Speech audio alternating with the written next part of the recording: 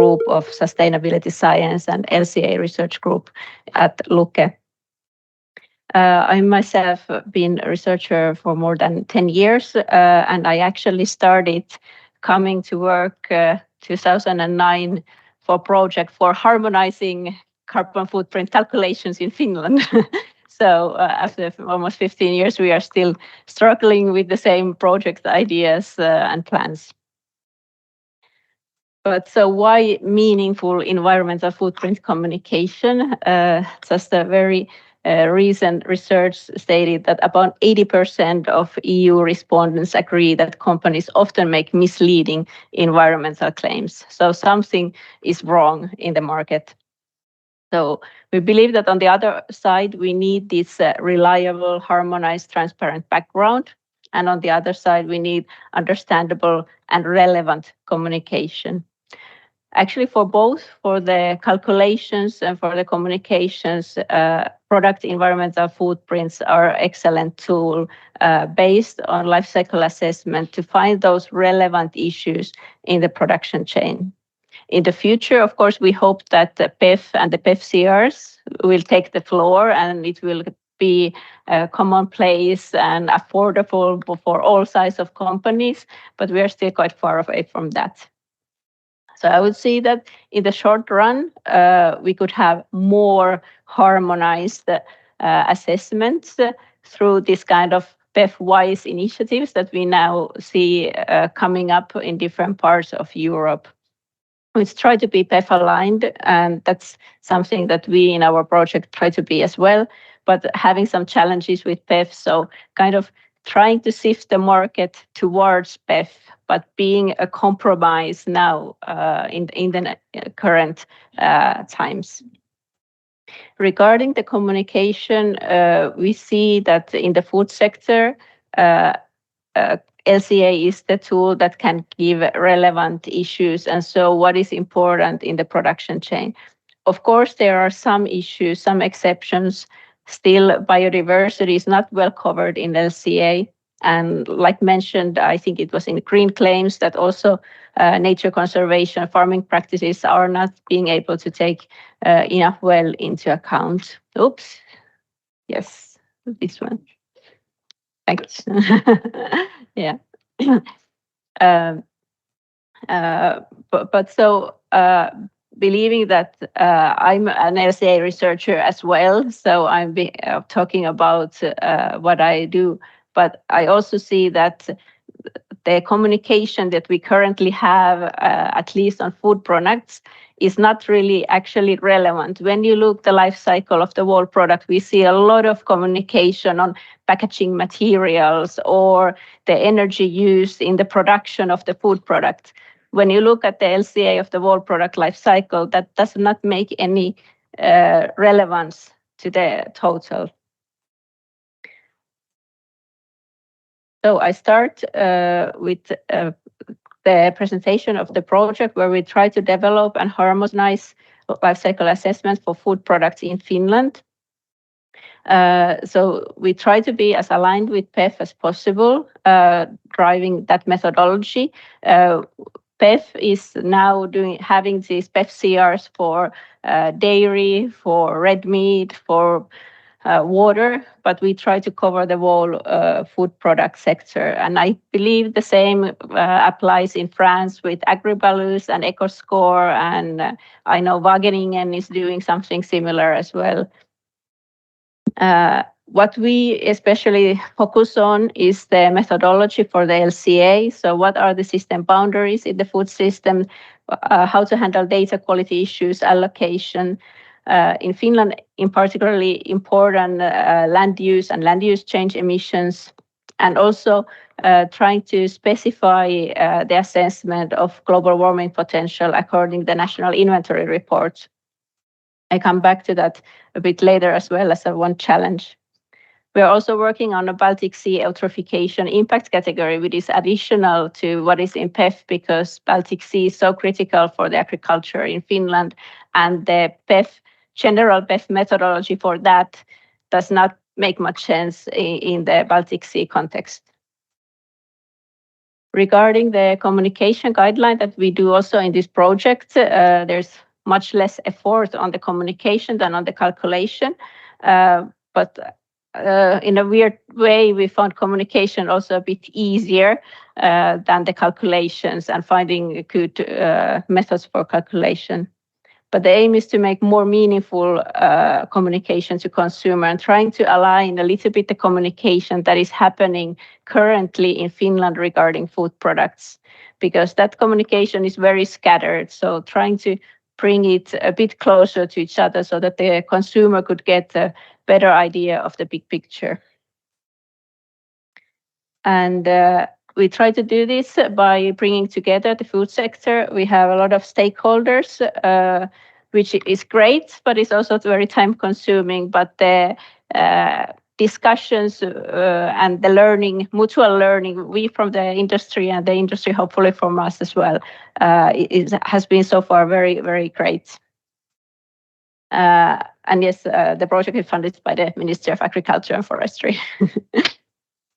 So more specific to the guidance. So this is really for trying to answer and give the industry tools for this moment before something really PEF aligned is possible for them. So trying to harmonize the existing and coming LCAs where companies already do claims on. But we see that one of the major challenges with PEF is really that what is the current practice is quite far away from it. Some specific challenges when implementing PEF in the food sector, in particularly, is the lack of the PEF CRs and the expiry of them, the limited use of the datasets that is allowed to be used. You can use them if you do a completely PEF compliant study, but if you don't do 100% PEF aligned, then you're not allowed to use them. There are extensive requirements on the screening and the most important processes and the data quality requirements, which is kind of great. There is a need for that. Hopefully in the future, we can be there when we have the EF compliant dataset and all that data review will come ready for a calculator. But at the moment, it's really heavy for the LCA practitioner. We see that there is a lack of specific and clear guidance on land use and land use change emission assessments, and we try to work on that in the Finnish context. We also see that there is a lack of harmonization between the methodologies in the PEFCR. In the latest revision for the food sector, exactly, we got nice inputs for the allocations in particular, but there is a lot of work still to be done. Then there is a very specific questions of using the circular footprint formula and its credits for the waste material producer from electricity recovery, which we see that works fine when we talk about packaging material, but there are other situations in the food sector where this might not make sense, and in particularly when we talk about manure and biogas plants. If there is someone in the audience or online that has been digged into this topic, I would be very nice to share ideas with you, because we're still struggling to make guidance for the Finnish industry on this. Then regarding few additional challenges, the PEF requires the use of national inventory reports for global warming calculations, which is an easy guidance to give, but we see that this doesn't really allow harmonization of the assessment methods for agricultural products. Those methods in national inventory reports might be simply unclearly described because it's not standardized reporting as one could hope to. The methods might not be accessible for everyone. For example, in Finland, we have research institutes behind the models, and they are not freely available. And that is also because of the third point. They are so detailed that they might not make any sense for harmonized calculations. They are meant for national inventory, not for a specific production chains.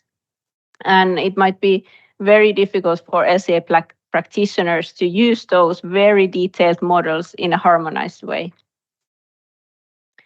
Then the issue of the critical primary data and the data quality requirements in PEF, they are kind of great to have that in place somewhere in the future. But at the moment, we are trying to work on some compromise on the defining the data quality rules.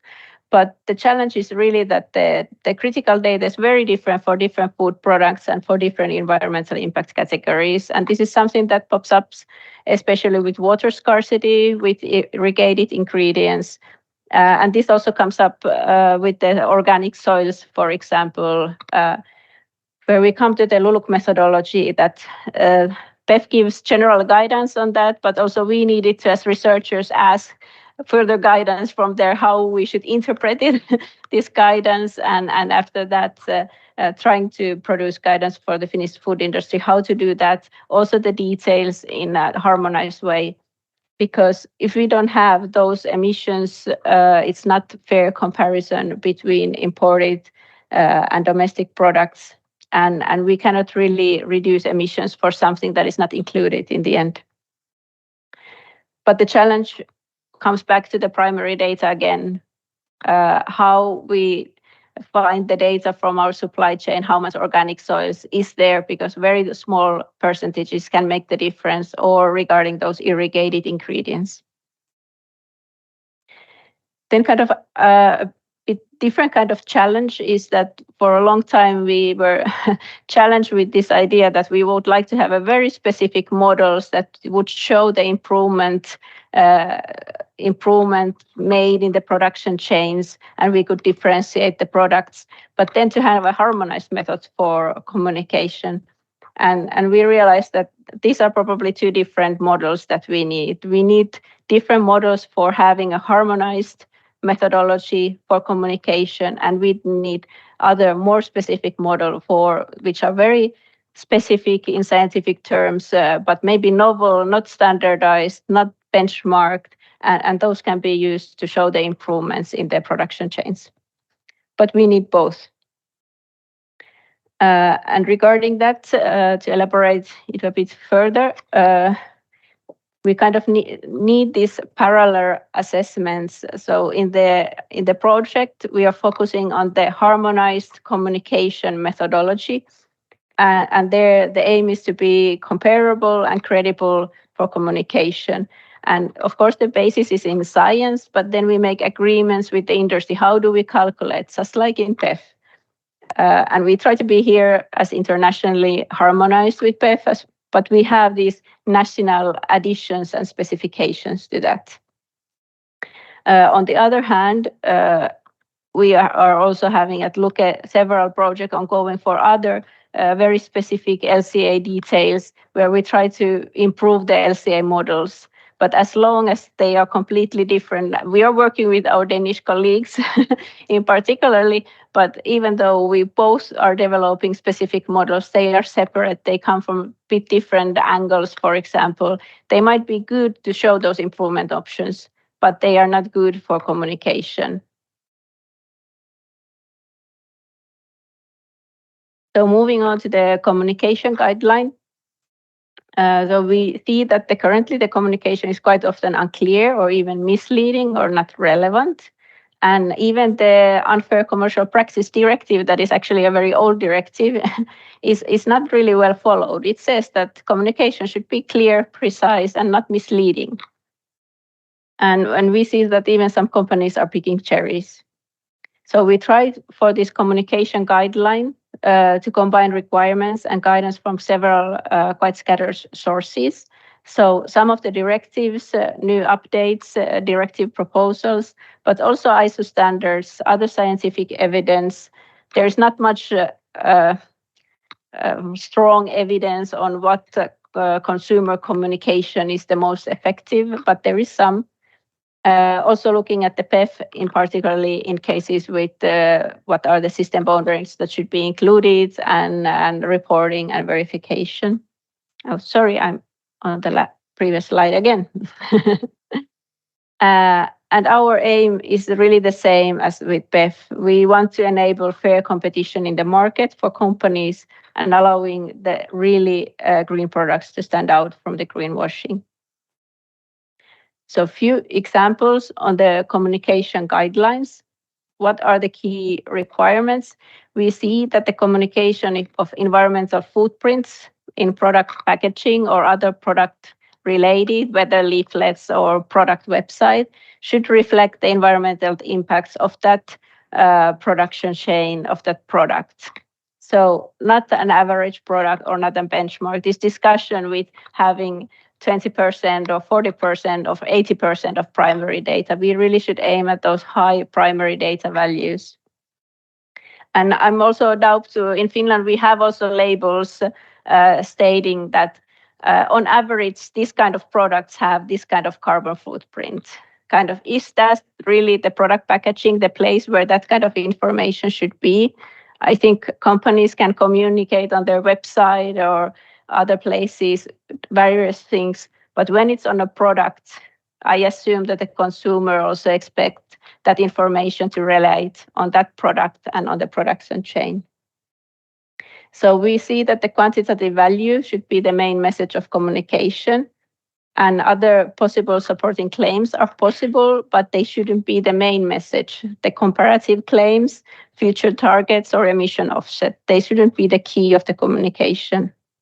But the quantitative value of the footprint, also stating its unit, that is sometimes also lacking from the communication used currently, per 100 grams or 100 milligrams of ready-to-eat product, including the whole life cycle, following the PEF, without offsets or without single scores.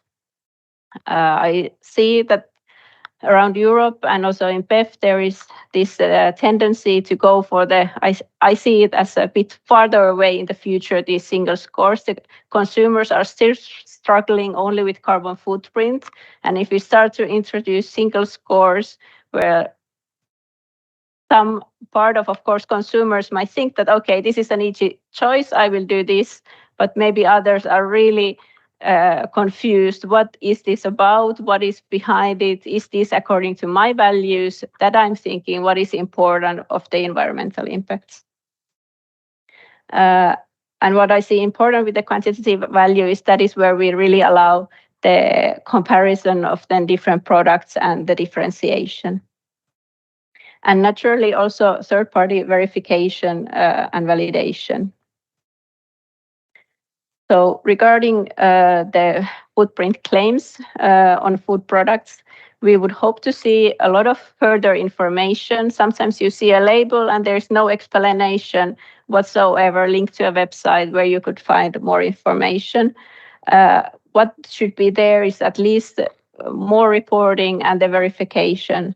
And the further information doesn't need to be in the packaging. I don't see that, but you need to have some kind of link where you can find that further information.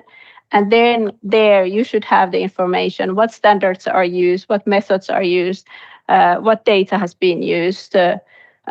Also the carbon footprint. Now there's a lot of discussion between fossil and biogenic and land use change emissions. So this should be clearly defined what is included and what is not.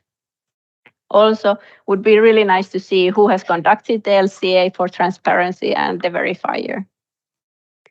On the other hand, what we hope that we would see less in the future, and also what is probably when you do an LCA, this is probably the kind of labels that then you don't come up with. You don't say that this is environmentally friendly, because doing an LCA, how can you really say? You would need the benchmark, and we don't have those yet. But you can state something about the environmental impacts, but not say it's environmentally friendly, safe, green, ecological, climate friendly, responsible, sustainable, non-polluting. It's very vague. And at least in Finland also the ombudsman has taken some stand on this kind of information. We also recommend not to use the term climate neutral, and if it's used, there is further requirements for that.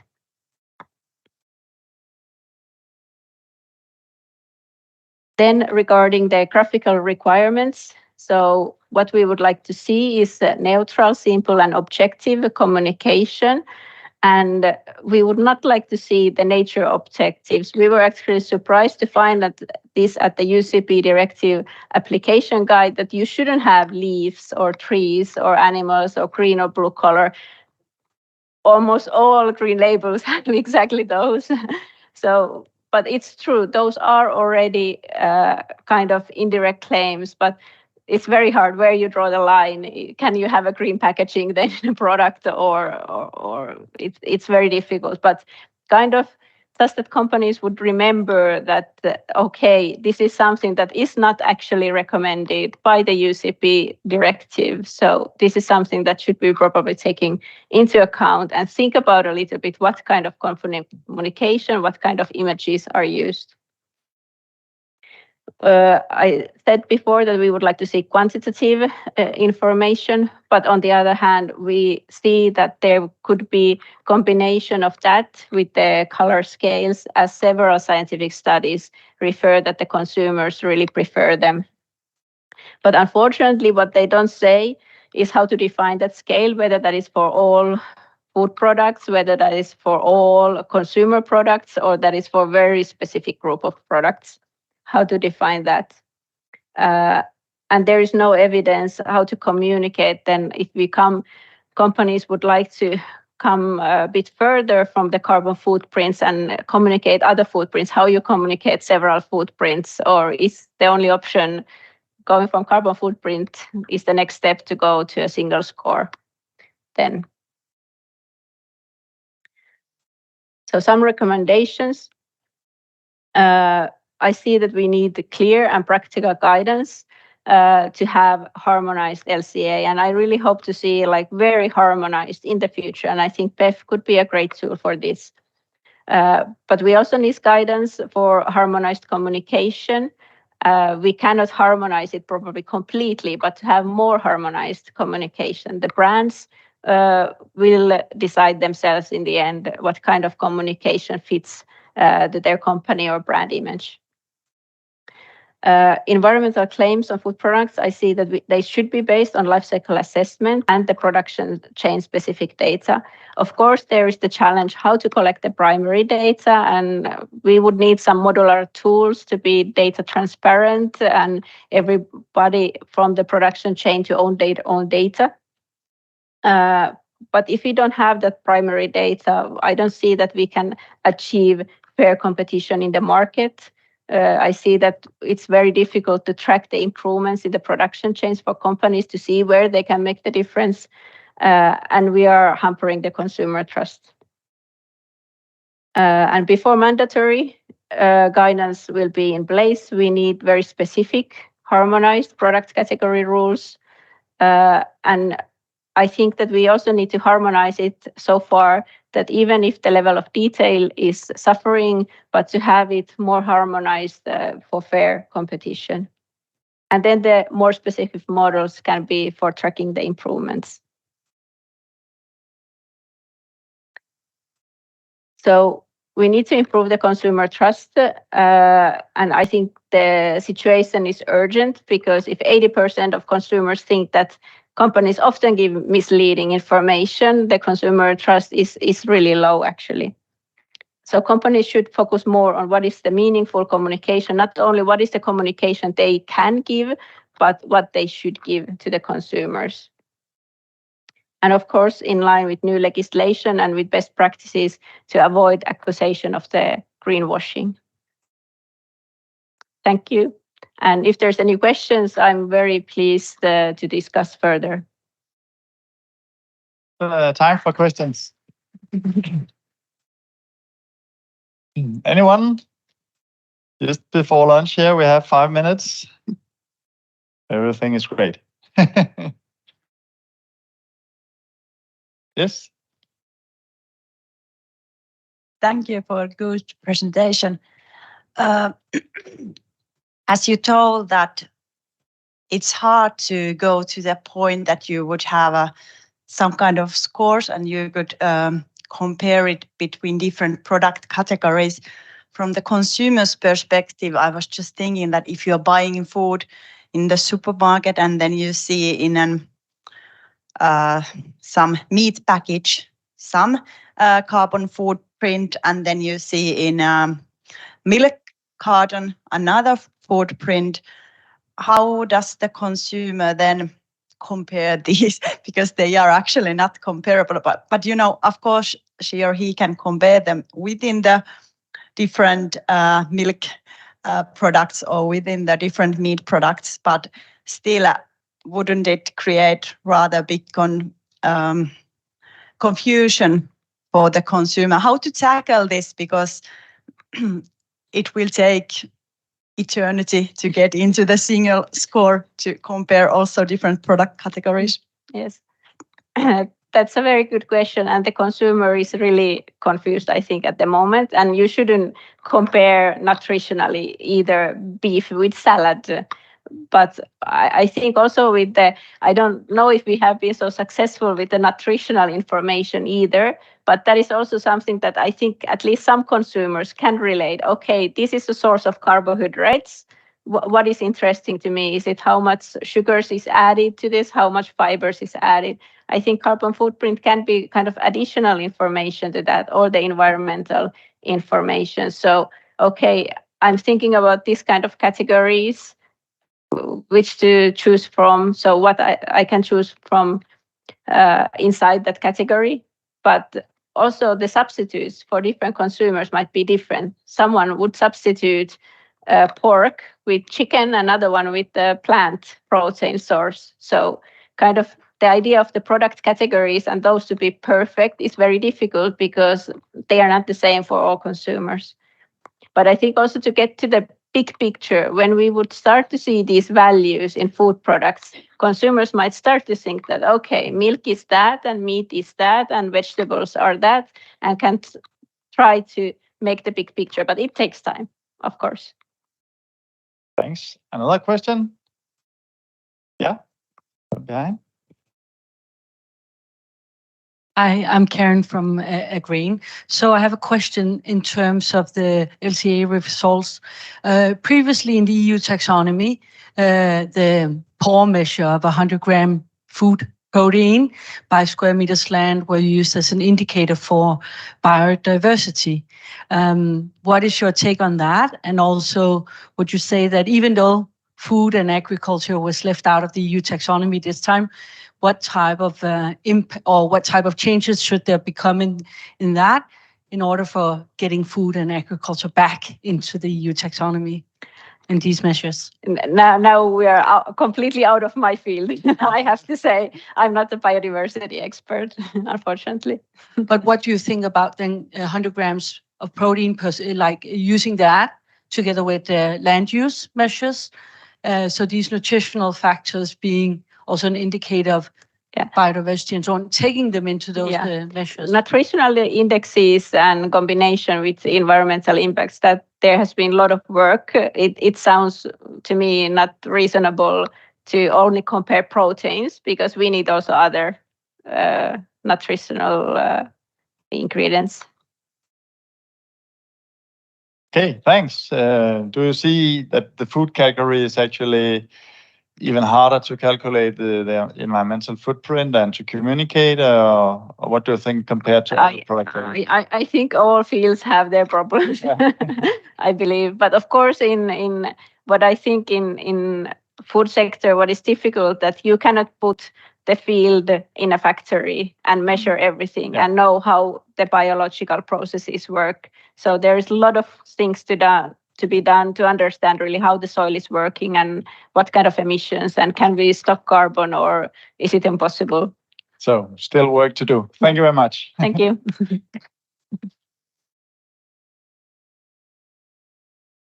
Okay, an easy one here. We will have lunch now.